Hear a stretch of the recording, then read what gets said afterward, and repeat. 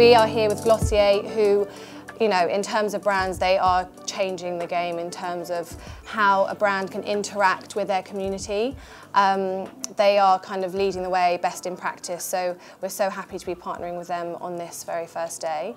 Can we talk a bit about beauty discovery? So how do you guys find like your next obsession in beauty, or how do you find recommendations for products? Who wants to go first? I don't know if anyone follows the account on Instagram called Gel Cream. Yeah. We've actually done a series with them on the website. Way. Yeah, Oh, Lisa so on our amazing, team organised that. But yeah, I mean, it goes back to social media itself, right? Instagram is such a huge platform and it reaches so many people. So I would definitely say Instagram is a real go-to when you're trying to find products, and accounts like Gel Cream really help you because it's very simplified reviews of products that you should try.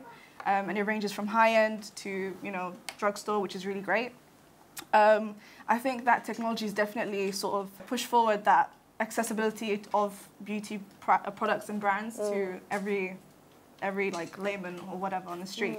And like there's even an app called like Super Great. I don't know if anyone is on Super Great, but that's also like a community-based reviewing app. So people can just record stuff that they've bought and share it, and you don't have to be an influencer, you don't have to be like a micro-influencer or anybody really.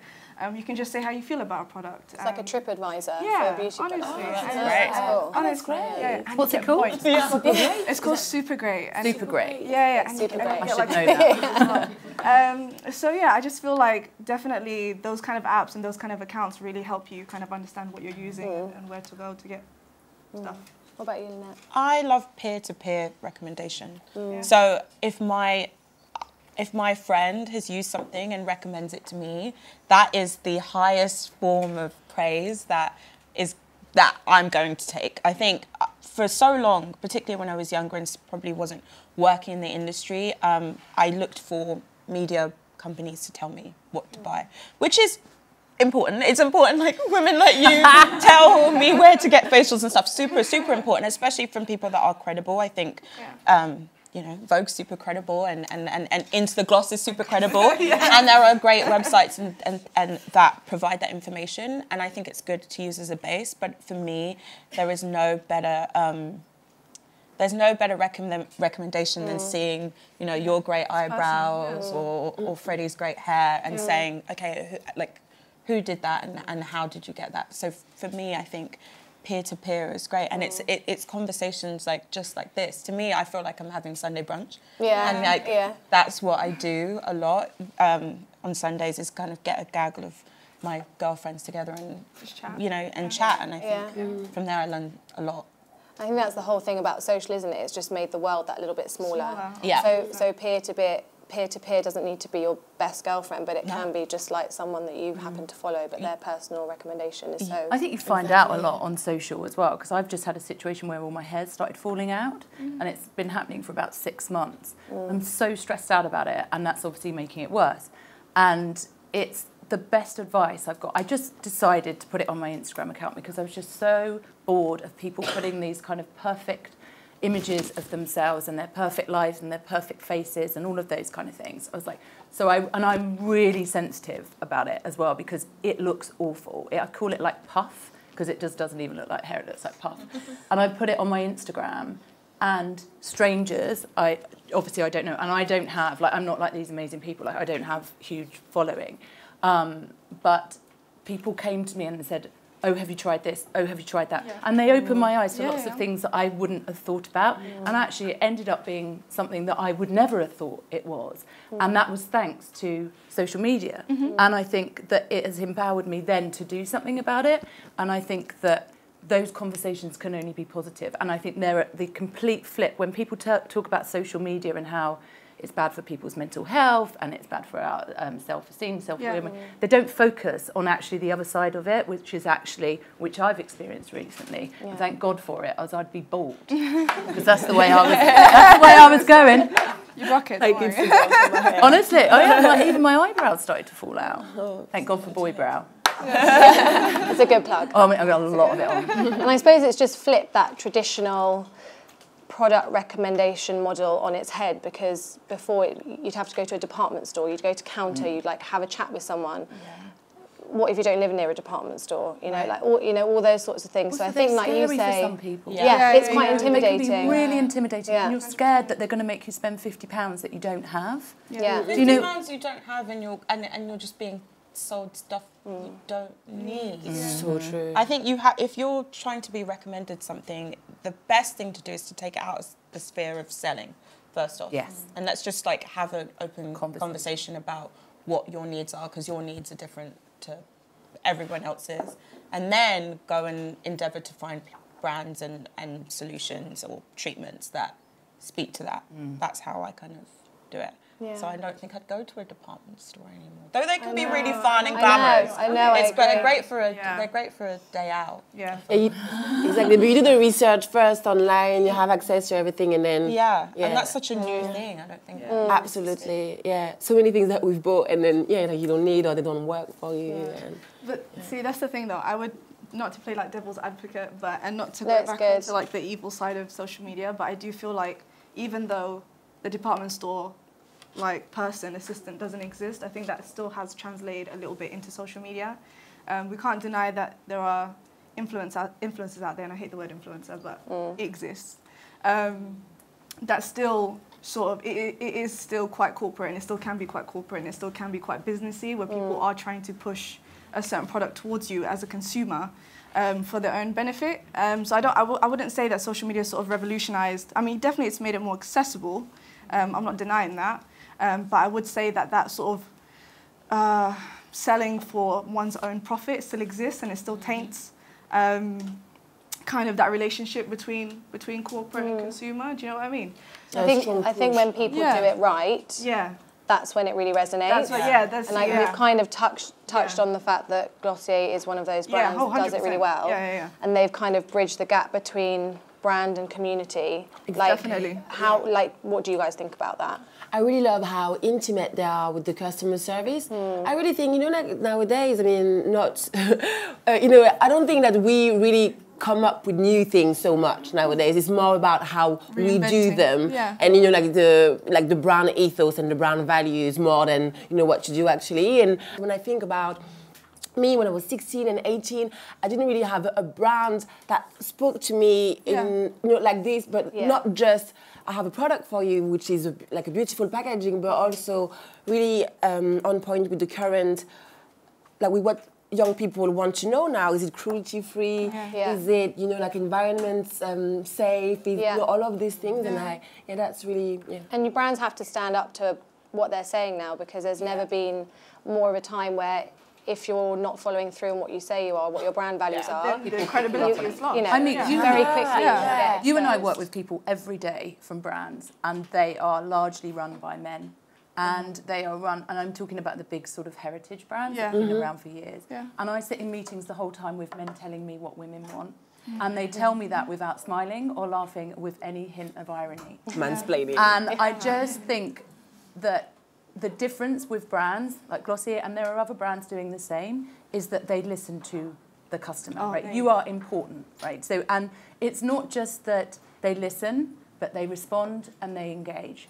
And I think the days of brands telling you that they're the expert on you are over. Like, that's over. I'm the expert on me, right? So I know more about me than anyone else. And I know what's good for me, and I will make that decision myself. And I think what they do is they will engage you in that conversation, then they will listen and they will do it. I work with brands that have to get their social media. Maybe I shouldn't say it. I have worked with brands who have to get their social media approved through layers of like legal and channels, because they're a big tethered organisation, and it's hard for them. It's really hard for them to speak to you and to connect with you when they're so large and so cumbersome. Whereas the agility that this brand has, and other brands that are similar, is that they want to know you. And they're not in Selfridges or Space NK or Boots or whatever, which they could be, because all those brands would love to have this brand. But they're not, because then they wouldn't know you. They would know the Boots customer or the Selfridges customer. And knowing you helps them create products that you want and create products that, are going to connect with you. And I think all brands, I sometimes, if I go a bit too brandy and not commercial, let's do that all brands thing. need to be listening to that, because it's not about how many people you speak to, it's about speaking to the right person and in the right way. And I think that they're making that obvious for everyone else. Can I It's so much more democratic. Yeah. I literally just want to add an example to what Joe's just said in terms of listening. So, for example, I wanted to create an event in my home, sort of like a barbecue, for women only, just to create like a safe space so that women could come of all ages, all creeds, all races, all genders, religion, doesn't matter. But I just wanted to create kind of a space that you could just have a conversation, get to know other women, create like, just bask in female energy. I posted it on my social. I had a wonderful response. So many people were asking to come, which was amazing. And basically, it just started off as like just food. And essentially, Winona from Glossier, one of the team, messaged me and was just like, hey, you're doing this. Do you want some Glossier products? Oh, wow. And I literally... What, to give to the people who were coming? People, not even... And I was like thinking, oh, okay. I was like looking at the DM and I was like, okay, she wants to send like maybe 3 products and we'll just share them and stuff and just like pass them around like in a group circle. Share them. Yeah, like we could play like a pass the parcel game or something, do you know what I mean? And the winner gets it. But and I literally just said to her, I was like, Winona, like, you know that 80 people have responded to me, like, and I don't know if they'll all come, but 80 people have said that they want to come. And she was like, yeah, cool, just like let me know, like give me what you want and then I'll send that through. And literally like a week later, I had like 3 massive boxes of like cloud paint, halo scope, milky jelly cleanser. Yeah, so if you're having a party, oh yeah, just like do that. Oh yeah, but obviously but this is the thing, like I don't think I can express to you how shocked I was, because I wasn't asking for Glossier's help. I wasn't like, hey Glossier, like I'm doing this, can you just like please get me some stuff? Like literally they just saw it happening. They saw that it was such a good community event, or just a good chance for people just to get to know their products in a really relaxed environment. And I don't even think it was from a marketing angle, because it definitely wasn't. Like there was no sort of onus of like, hey, can you tag us? Can you do this? Can you hashtag us? Can you show that they would rather, like they would cringe with horror if literally. you ask anyone to tag anything. Yeah, and when my guests saw that pink bag, and I want you to like pick it up into the air and show everyone, when they saw that bag, the iconic they were pink like, bag, they were like, what? What's this? It's for me? Like, what the hell? Yeah. And literally like that, I think that emotion is what beauty should be. Yeah. Propelling. Do you know what I mean? And honestly, like, that was such a good barbecue as well. but yeah. I was awesome at cooking. Yeah, I didn't touch any food. Everyone bought their own food. But yeah, so that's just an example of how Joe's saying, like, you want a brand to listen to you, want them to engage with you on that human level, rather than sort of like, you've got like 10K followers here, take this. You know what I mean? Sell it. You know? It was more like just, hey, have fun. Just take it, play with it. Yeah. You know? So if that's social and beauty on like a big brand level, let's also talk about it more on a personal level, and you guys and your channels. Has it made you feel more like you've got to have a considered approach of what you're doing with your makeup in case someone asks you about it? Or how has social changed how you approach your beauty routine? I don't think for me, it's approached how I do my makeup.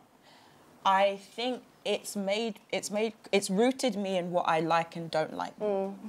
Because I think there's what I call like an Instagram face. Yeah, baddie face. What's it called? Instagram baddie. Like you want to be. Oh my god, I don't even know what. I didn't even know that there was a thing. Always as the youngsters. Yeah, fine. There's a term, but there are looks. There's beauty looks perpetuated on social media, which honestly, those girls look great. And if you have the time and the energy and the want to present yourself in that way, then that's great.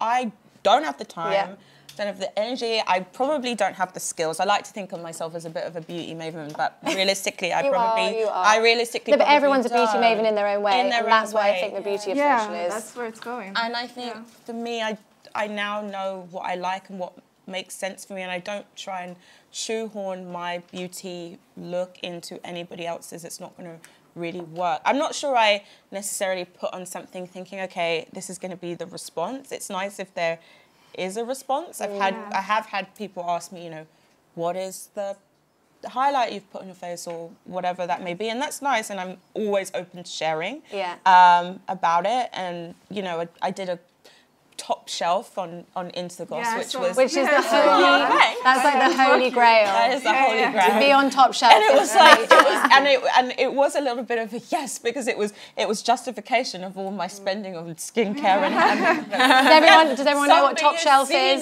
Yes. Okay. Good. Everyone's nodding. Okay. Good. And so that was really great, because everyone responded. A lot of people in my comments responded saying, "Oh my God, I've always wanted to know what." I was like, for all this time, you could have just DM'd me. Like, I'm so open. I think it's great. Like, I like when people ask me who my facialist is. I like it when people ask, you know, if I go to Charlotte Metz to get my hair done. Like, those things are important, and I like sharing them. 100%. And I really want more people to ask, because I'm going to ask you. Yeah. Where are these eyebrows, or where did you get your face done, or you know, what makeup you're wearing? It's good. It's important. It brings us closer together.